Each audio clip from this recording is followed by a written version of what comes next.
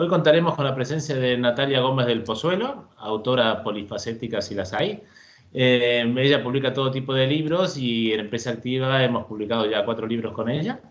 El último que salió justo poco antes de la pandemia y que trata un tema sobre el que queremos hablar, que es el tema de los miedos en el trabajo, en la oficina, era un librito muy particular que se llamaba Hipólina Quitamiedos, una historia para reírse de los miedos en el trabajo.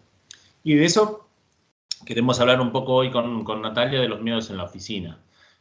Para los que no conozcan el libro, Hipólina, este nombre inventado, es un bot, un chatbot o no sé, un robot, o como quieras, tipo Alexia, digamos, para los que no saben, que ayuda a los empleados de una oficina a enfrentarse a sus miedos y actuar en equipo. Bueno, hola Natalia, ¿cómo estás? No te veo Hola, especialmente desde hace casi 2 años, esta justo. pandemia tiene muy mal. Pero bueno, espero que ya volvamos pronto a encontrarnos. Y bueno, como te dije, un poco la idea es hablar de esto. Tú que eres, que asesoras a muchas empresas en comunicación, ¿qué miedos ves que haya nuevos en la oficina? Si es que hay alguno nuevo, o bueno, en general, ¿cómo ves el tema desde tu vista de asesora? Te he dejado Pues pensativa. Sí. fíjate, sí, no, fíjate que es que sí que es cierto que hay miedos nuevos y que la pandemia además nos ha golpeado fuerte en ese aspecto, o sea, ha generado una cultura del miedo máximo. Ujú. Antes, de alguna manera, los miedos empezaban fuera de casa o fuera de la oficina, o sea, en la competencia, no sé qué. Pero ahora el miedo casi que empieza fuera de nuestra piel porque el otro se ha convertido en un sujeto contagioso. Sí. Parece una tontería, pero es terrible. El otro día yo fui al hospital y tenía el teléfono roto, se me rompió justo en ese momento, tenía a la niña dentro, le pedí prestado el teléfono a una persona que había por ahí y no me lo prestó. O sea, me dijo, no, es de No, trabajo, pero en el fondo me miraba la boca como diciendo, no, eres un virus andante, aunque exacto. probablemente estuviéramos los dos vacunados. Te quiero decir que realmente el miedo y todo lo que ha sucedido en estos tiempos de pandemias, volcanes, filomenas, Me había olvidado los volcanes, que no, claro. no afectan a la oficina, pero sí que ayudan al tema de confusión, de pánico general, ¿no? Claro, entonces yo creo que en general el miedo está exacerbado en este momento en nuestra sociedad y tenemos que convivir con ello. Y no es fácil porque el miedo, si es continuado, repercute en tu sistema inmunitario y realmente cuanto más miedo tienes, más bajas tienes las defensas, con Y lo más. cual más vulnerable eres a cualquier cosa. Ujú. Con lo cual se producen ciertas profecías autocumplidas, ¿no? De que Claro. justamente no tienes tanto miedo. Cuando tienes tanto miedo y si te bajan las defensas y te contagias o te pasa cualquier cosa, pues entonces dices, claro, por eso tenía miedo. Y entonces es como, no, es verdad, es como cuando vas a hablar en público que mucha gente se siente insegura, empiezas a sentir como la adrenalina que te manda al cuerpo el cerebro ante una situación de estrés o de tensión, empiezas a sentir el latir del corazón más fuerte y entonces parece que hay un peligro real, cuando en realidad no hay un peligro real, es todo percibido. Sí, sí, sí. Bueno, está el Y peligro de quedar mal, ¿no? Que la gente tiene mucho miedo a hablar en público. eh, Bueno, sí, sí, es sí. cierto, pero no, ¿qué es lo peor que podría pasar? Que de la gente que conoces, ¿a cuántas han despedido por hablar mal en público? ¿A cuántas han perdido el puesto de trabajo o les ha pasado una tragedia? No, no, no, la verdad que no, objetivamente es poco, ¿no? Es un poco. eh, Simplemente se te nota un poquito el temblor y la gente piensa, uy, ese pobre qué nervioso está. Eso es lo peor que suele pasar. Puede pasar. Sí, sí. O sea, Bueno, es una buena forma de sacar el miedo, eso, ¿no? claro, sí, no, de todas maneras es interesante esto que decimos, Sergio, porque fíjate que ponemos el ejemplo del miedo a hablar en público, pero sucede también en cualquier otra cosa del trabajo. Ponemos las expectativas en lo alto de una montaña, o sea, queremos salirnos del mapa, queremos una ovación, queremos trascender, llegar a la cúspide de todo. Entonces, nuestras expectativas son altísimas y luego nuestro propio autoconcepto está muy abajo. Tenemos, en general, muchas Ujú. inseguridades. El famoso síndrome del impostor que lo tiene todo el mundo. Sí. Entonces, de pronto, esa distancia entre las expectativas y con lo que uno cree que cuenta se vuelve gigantesca. Y ahí Y es ni cuando... una cosa es realista, ni la otra es realista. No, generalmente tenemos más habilidades de las que nosotros mismos pensamos y sí, y las expectativas suelen estar muy altas. Claro. Pero Fíjate, bueno. te pongo otro ejemplo con respecto a esto. La gente quiere, o sea, es como si uno pretendiese jugar al tenis como Nadal habiendo jugado un par de partidos. O sea, ¿en qué cabeza cabe? Sí. Entonces, ¿qué se necesita? Muchísima técnica y muchísima práctica para cualquier cosa.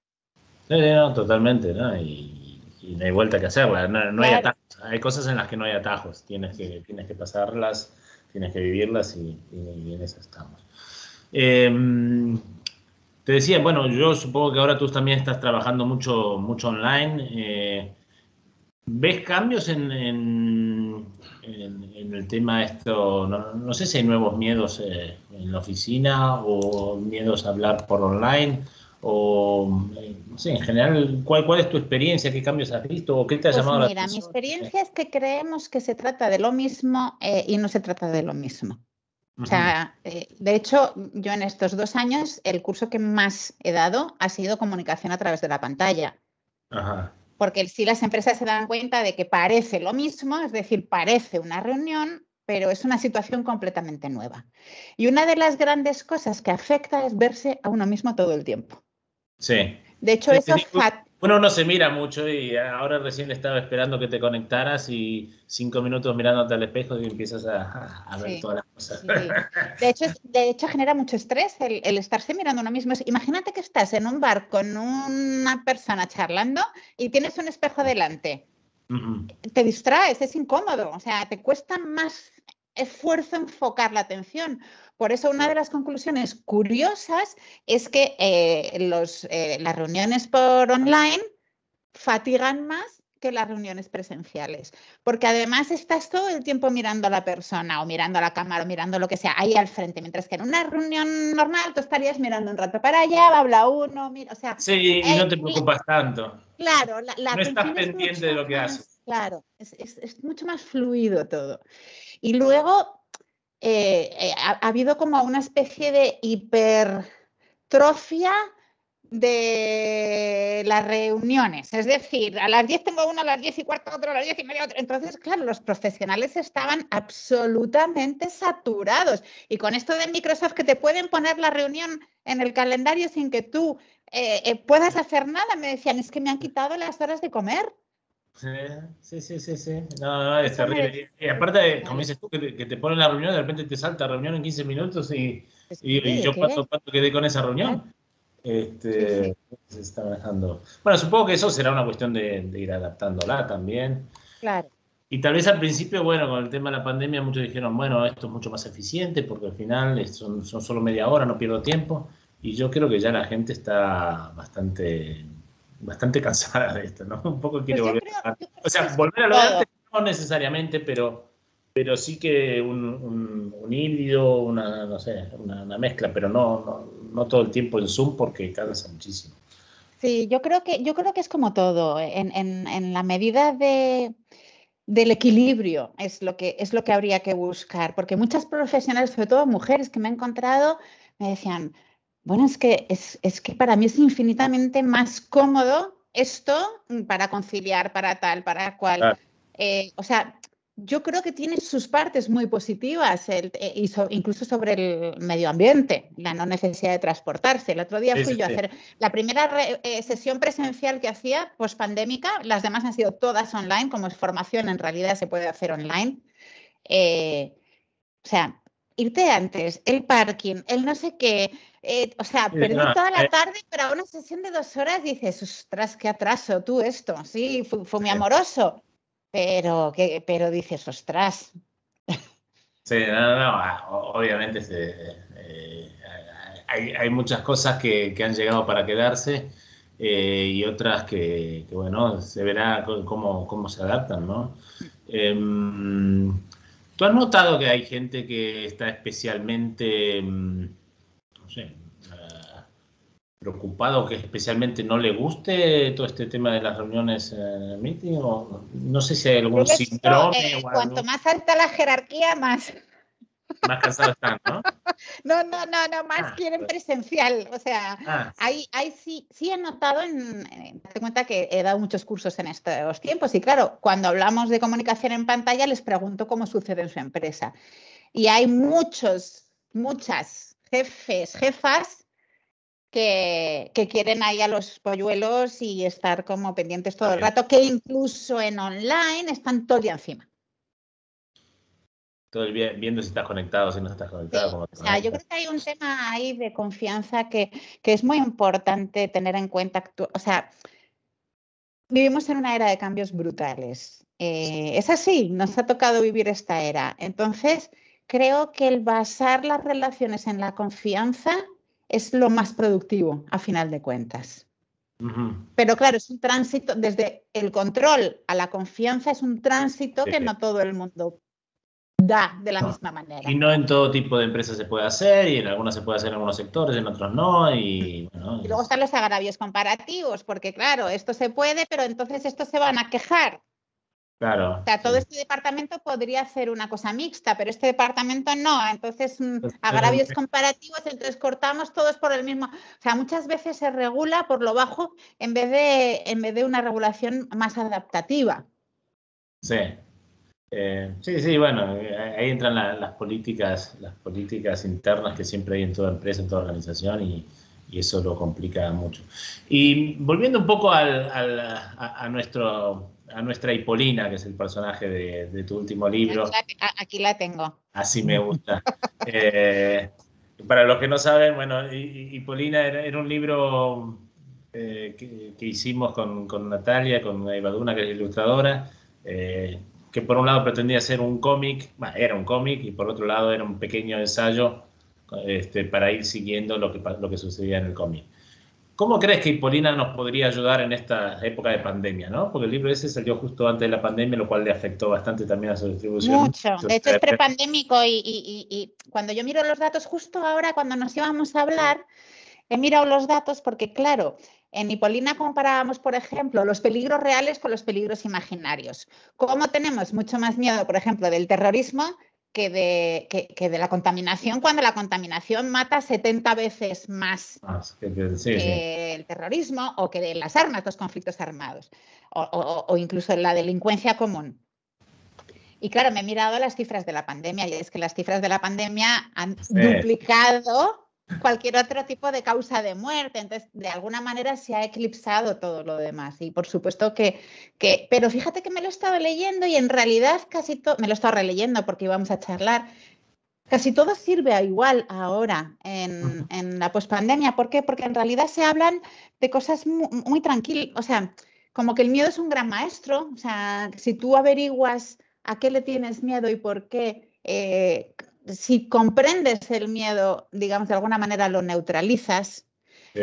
Habla también de respirar, de estar más situado en el presente. Fíjate que el otro día decía un amigo mío que también es escritor, Bruno Ruiz Nicoli, me decía en una entrevista, se lo robo porque es muy bueno, dice, es que en esta época ya no se trata del carpe diem, se trata del carpe minutem. Es que claro, es como, cada vez dividimos además la jornada en trocitos tan pequeños que es que hay que entregarse a lo que es, porque si no es realmente difícil transitar la Hay que vida. aprovechar esta media hora de la hora Zoom que tenemos. Claro, o sea, lo que sea, pero situarte en lo que estás haciendo y entregarte de verdad, o sea, tratar de concentrarte y de dejar todo lo demás afuera para que realmente las cosas que uno produzca sean de calidad. Creo que eso es importante. Y luego otra cosa que también se comentaba en Hipolina y que sigue sirviendo exactamente igual ahora que antes de la pandemia, es el tema de abrazar el miedo. Muchas veces lo combatimos. O sea, siento miedo y digo, no, porque voy a sentir miedo, no, esto es una tontería, me tengo que... Hay que No, enfrentarse, el miedo es algo a enfrentar. eso, hay como una actitud bélica cuando se trata de todo lo contrario y hay que abrazar el miedo y decir, uy, qué bien, a ver qué me has venido a enseñar. O sea, te voy a observar, te voy a intentar no dejar demasiado espacio para que no me afecte la salud y por eso respiras y lo observas para que no te afecte la salud, pero a ver qué aprendo de esta experiencia que me está dando miedo. Sí, puede ser una herramienta buenísima para la toma de decisiones, justamente el miedo. Absolutamente. De hecho, lo contábamos el día de la presentación de Hipolina. Para mí, por ejemplo, en mi decisión de dejar el trabajo por cuenta ajena para dedicarme a escribir, el miedo jugó un papel fundamental. O sea, por un lado estaba la atracción que me generaba la literatura, pero por otro lado el miedo fue un potente motor de cambio en mi vida. ¿Por qué? Porque me daba miedo vivir una vida sin sentido. Claro. Por eso digo que muchas veces el miedo es un enorme maestro que te guía en los pasos más importantes que tienes que dar en la vida. Entonces, sí, ¿por qué lo miramos con rechazo? Es como la ignorancia. Otra cosa que es importantísima. Necesitamos abrazar la propia ignorancia. ¿Por qué queremos ser todopoderosos? A ver, abre un momentito internet y te das cuenta de todo lo que... O sea, solo puedes ser un pobre ignorante, por más que estudies. Obviamente. Y mientras más aprendes, más... Bueno, lo de siempre, ¿no? Sabes lo que no sabes, más aprendes, claro. más te das cuenta de lo ignorante que eres. Y bueno, y llegas como Sócrates al solo sé que no sé nada, porque mientras más sabes, más te das cuenta que...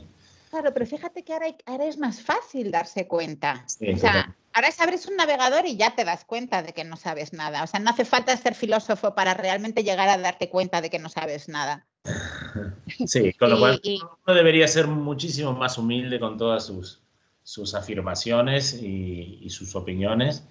Y... Fíjate, la pandemia nos permitimos opinar de cosas que no tenemos ni la más remota idea.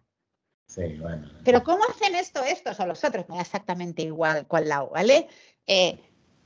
¿Tú qué sabes? ¿Tú qué sabes? En realidad nadie sabe mucho de esto, Claro. por nuevo, ni los más expertos en teoría saben. Y sí, bueno... Pero nadie sabe mucho de casi nada, Sergio. Sí. No solo de esto. Y encima ahora, yo creo que ese sí que es un miedo cada vez más real también, el miedo a la falta de criterio.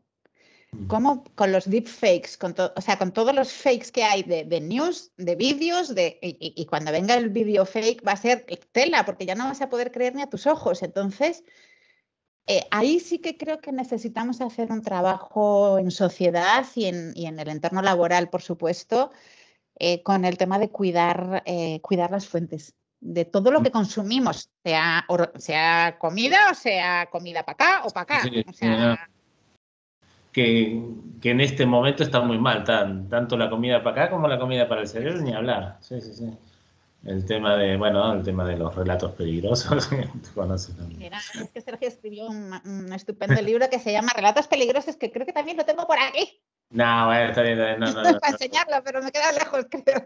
No, bueno, pero estamos hablando de Hipolina y bueno, ¿qué crees que nos diría el bot Hipolina en este momento, si estuviera escuchándonos? Relájense, ya han comprobado que lo que yo tenía razón. ¿Qué nos podría estar diciendo esta loca? ¿Qué podría decir esta loca? Que generemos, o sea, es que vivimos en una cultura que penaliza el error. Entonces, yo creo que nos diría que errar es la base de cualquier sabiduría y de cualquier aprendizaje. Si no te equivocas, es que no has aprendido nada. O sea, probablemente no aprendas nada de verdad. Yo muchas veces pongo el ejemplo del niño que se cae. O sea, ¿cuántas veces se tiene que caer un niño para aprender a caminar? Sí, bueno. Y si no se cae nunca, no aprende. No, se queda inválido directamente. Entonces, el abrazar los errores también, eso por un lado. Y por otro lado, el apoyarse en los propios valores. O sea, creo que el anclaje de verdad es, no voy a pasar por esto si no coincide con mis valores. O sea, que realmente el verdadero valor es hacer las cosas acorde con tus propios valores, independientemente de que sientas miedo. Claro. Bueno, está muy bien. Casi nada. Casi nada. Lo tenemos que tener por escrito. Bueno, para un próximo libro ya saldrá todo este tema. Bueno, como te decía, nosotros estamos haciendo este podcast en Ediciones Urano, empresa activa una vez por mes. Son breves. la idea es no hablar de un libro en concreto, aunque siempre hablamos con autores de algún libro y para tocar el tema. Pero sí que nos había parecido interesante no solo resucitar a la pobre Hipolina que quedó tapada por la pandemia, sino justamente hablar de los nuevos miedos y bueno, en ese sentido te agradezco mucho. No sé si querés agregar algo especial Pues sí, pues fijaros que antes de la pandemia el estrés laboral en España era el 40% de los profesionales lo sufren. Uh-huh. En México es el 75%. 75% de... Sí, lo digo porque también nos escucharán a lo mejor en algunos Sí, países sí. de Latinoamérica.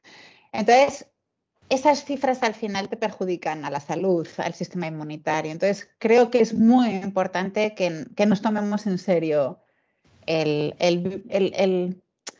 acotar los problemas, el ponerles un sitio, el mirarlos, el respirarlos para que no te invadan. O sea, no dejar que toda tu... Y tiene mucho que ver con cuántas noticias escuchas, porque, claro, los medios de También hay que evadir. comunicación venden mucho, el miedo vende mucho, mucho más que el amor o que la alegría. Entonces, la alegría también es un buen antídoto contra el miedo. Vale. Me quedo con eso. Muchísimas gracias, Natalia. Gracias a los que escuchen este podcast y volveremos el mes que viene. Gracias por todo. Muchas gracias.